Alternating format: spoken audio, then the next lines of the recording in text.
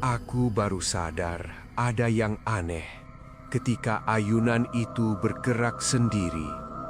Tidak ada angin, tidak ada orang, tapi rantainya berderit pelan, seperti ada anak kecil yang sedang mengayun sambil menatapku dari balik kegelapan. Saat itu matahari hampir tenggelam dan kabut mulai turun perlahan di antara wahana berkarat. Sejak pertama melangkah melewati gerbang bertuliskan Lake Shawnee Amusement Park, tempat ini seharusnya sudah mati puluhan tahun lalu.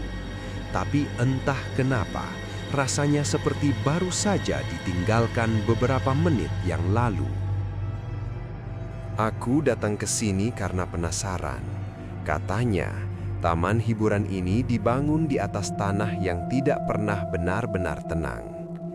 Jauh sebelum ada wahana dan gerbang besi, tanah ini adalah wilayah suku Shawnee. Ratusan tahun lalu, terjadi pembantaian besar-besaran. Banyak anak dan keluarga suku asli dibunuh dan dikubur di tanah yang sama tempat aku berdiri sekarang. Namun sejarah itu dikubur, dilupakan, lalu di atasnya dibangun Taman Hiburan Keluarga pada tahun 1926.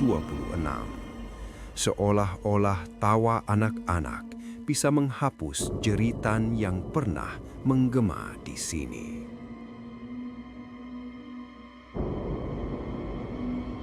Secara resmi, tempat ini adalah taman hiburan yang bangkrut dan ditutup pada tahun 1966. Tapi bagi penduduk sekitar, Lake Shawnee bukan sekadar taman kosong. Mereka percaya ini adalah tanah arwah, tempat bermain bagi roh anak-anak yang tidak pernah pergi. Aku mulai berjalan menyusuri jalur utama taman, tepat di sisi utara Mercer County, West Virginia, tempat gerbang besi tua masih berdiri menghadap Route 19. Pertama kali aku berada di sini, aku tertarik ke sebuah nisan yang bentuknya seperti sebuah batu yang dikelilingi jerami dan boneka-boneka kecil. Aku membaca nisan ini, dan terlihat itu adalah nisan untuk makam anak-anak dari keluarga Clay. Aku berpikir mungkin anak-anak ini adalah sebagian korban dari tragedi sebelum pembangunan taman ini. Dan secara tidak sengaja, aku juga menemukan sebuah papan yang bertuliskan Mitchell Clays. Dan dugaanku semakin kuat. Memang benar, pembangunan taman hiburan ini penuh dengan tragedi pembunuhan. Aku melanjutkan perjalananku, dan dari kejauhan, aku melihat ayunan tua. Saat aku berdiri di dekat ayunan di sisi selatan taman, dekat bekas danau yang kini hanya menyisakan tanah berlumpur, aku melihat sesuatu bergerak di antara pepohonan. Sebuah bayangan kecil berlari pelan menuju arah rumah hantu di bagian barat taman. Aku mengikuti dengan pandangan dan melihat sosok itu berhenti tepat di depan bangunan rumah hantu, berdiri diam seolah sedang menungguku. Beberapa detik kemudian, muncul satu bayangan lagi di dekat Ferris wheel, lalu satu lagi di bawah komedi putar. Mereka tidak bersuara, tidak bergerak, hanya berdiri menghadap ke arahku, seolah anak-anak itu masih bermain di Lake Shawnee, di tanah yang tidak pernah membiarkan mereka pulang. Aku melangkah pelan mendekati gubuk tua di sisi selatan taman, tepat di dekat bekas danau Shawnee yang airnya sudah lama mengering. Di sanalah aku melihatnya dengan jelas.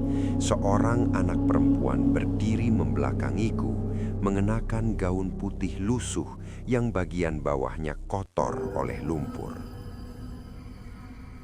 Rambutnya panjang menutupi wajahnya. Ia berdiri tepat di dekat bekas danau itu, tempat yang dulu menjadi lokasi kecelakaan tragis seorang anak yang tertabrak truk pengantar susu puluhan tahun lalu. Saat aku memanggilnya pelan, tubuhnya berputar perlahan. Wajahnya pucat, matanya kosong, dan di dahinya terlihat bekas luka seperti retakan. Bibirnya bergerak tanpa suara, seolah ingin berkata sesuatu. Lalu, tiba-tiba, udara sejenak terasa sangat dingin, dan sosok itu menghilang tepat di hadapanku, meninggalkan hawa dingin yang menusuk sampai ke tulang.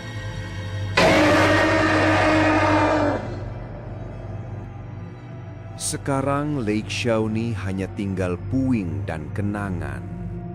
Wahana-wahana berkarat, bangunan lapuk, alam perlahan mengambil kembali tanah ini. Tapi saat malam turun, tempat ini terasa hidup kembali.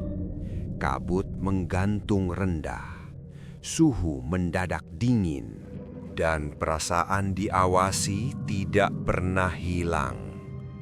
Saat aku melangkah keluar dari gerbang, aku menoleh sekali lagi. Taman hiburan ini terasa masih ramai. Ayunan itu masih bergerak.